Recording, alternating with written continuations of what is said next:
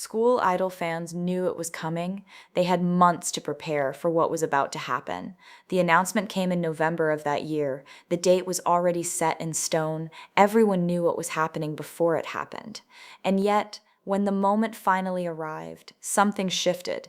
For some fans, it still felt wrong. It still felt like something had been taken away, something that could not simply be handed to someone else. This was never about attacking the new voice. This is not a story about a bad decision. This is not a story about who is better or worse.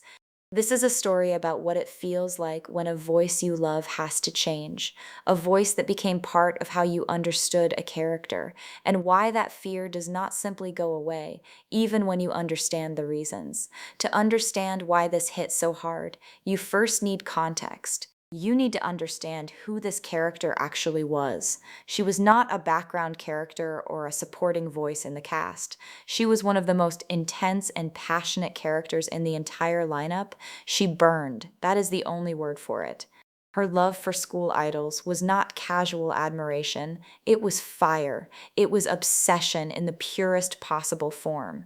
She had spent years hiding that passion behind a completely different identity, building a double life because of fear of what people would think. And when that wall finally came down, something changed. It was one of the most cathartic moments in the franchise.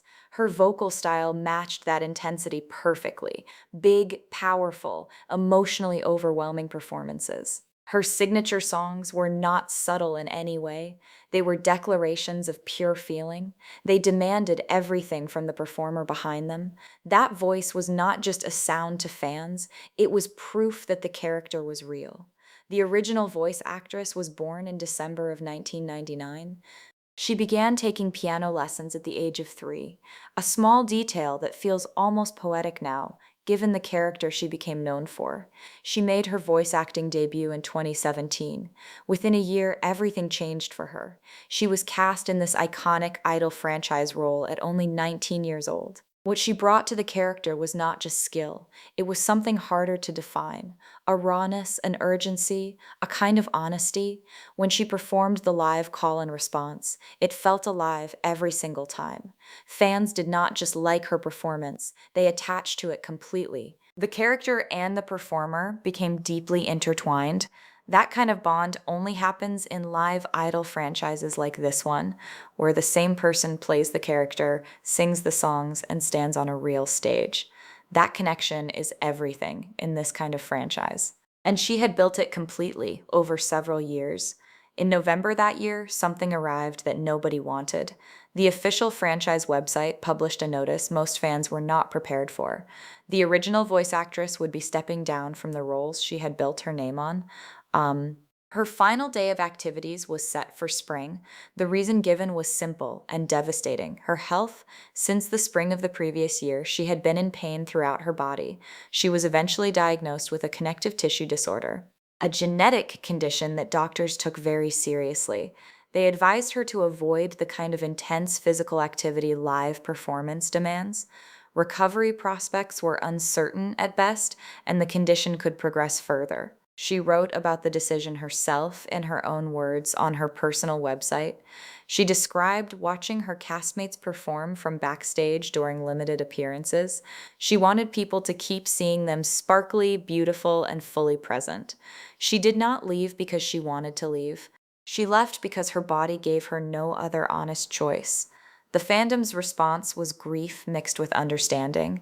Nobody blamed her for what happened. Nobody should have. But understanding a loss does not make the loss smaller.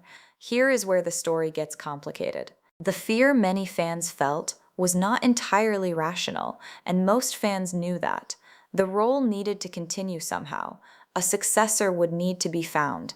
That was simply how this kind of franchise had to work. But here is the deeper truth beneath all of it. In this franchise, more than almost any other, the actress and character are not truly separate. At a live concert, you are not watching actors play characters on a screen.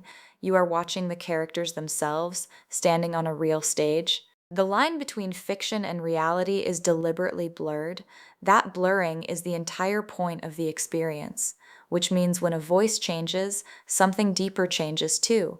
It does not feel like a simple casting decision. It feels like the character herself has changed completely. Like the person you fell in love with has shifted slightly. Someone who carries the name, but not the same memories. Not the memories fans had personally attached to the old voice. Fans were afraid of exactly that specific feeling. The moment of hearing the new voice for the first time and thinking, this is not quite her, that fear is not disloyalty to anyone involved. It is simply the price of caring deeply about something. Just days before the final day, news arrived again. The franchise announced a new voice actress for the role. Think for a moment about what she was walking into. She was not taking on a blank slate role. She was stepping into something already loved deeply, already grieved over. Any comparison would carry that emotional weight every single time. She could not simply do her own version without being measured against the original. But she also could not simply imitate the original performance either. That would have been its own kind of quiet failure. She had to find a version that honored the past while being genuinely her own. That is not really a performance challenge at its core. That is a human one. And she had to do all of this in public, in front of a grieving fandom. Then came the first real test everyone had been waiting for, the first time fans actually heard her in the role. For many fans, it happened across several different moments. Recorded lines first, then trailers, then songs, then the live stage. But the live stage carried the most emotional weight of all. That was where the original connection had been built over years, and that was where the new actress had to prove the character could still live there. Nobody was listening normally during that first performance. Every single line became an unconscious comparison.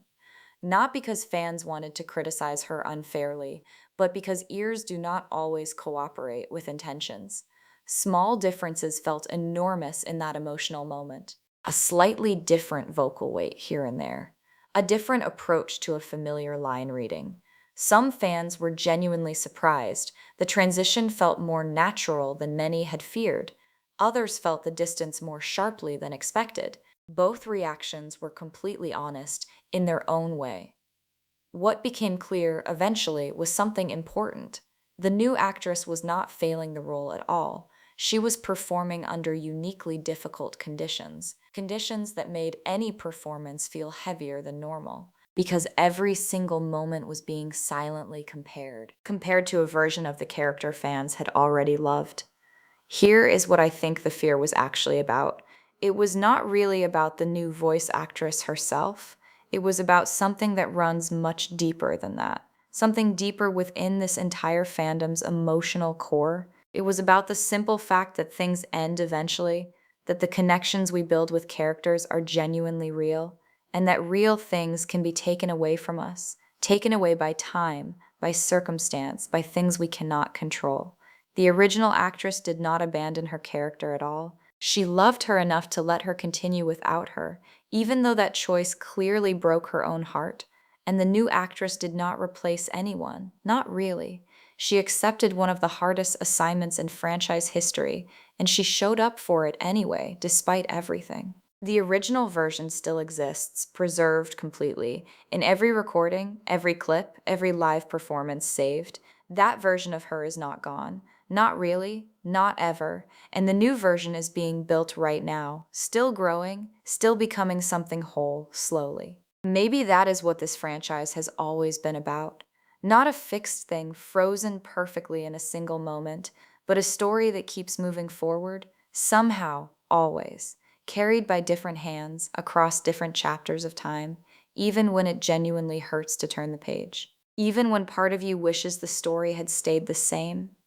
This is the story of two performers, separated by circumstance, connected by the same character, one who had to let go before she was ready, one who had to step in before she felt prepared. Both of them deserve more grace than the comparisons they were given. Both of them deserve to be remembered for what they built, not just what they replaced. And maybe that is the real lesson hidden inside this entire story.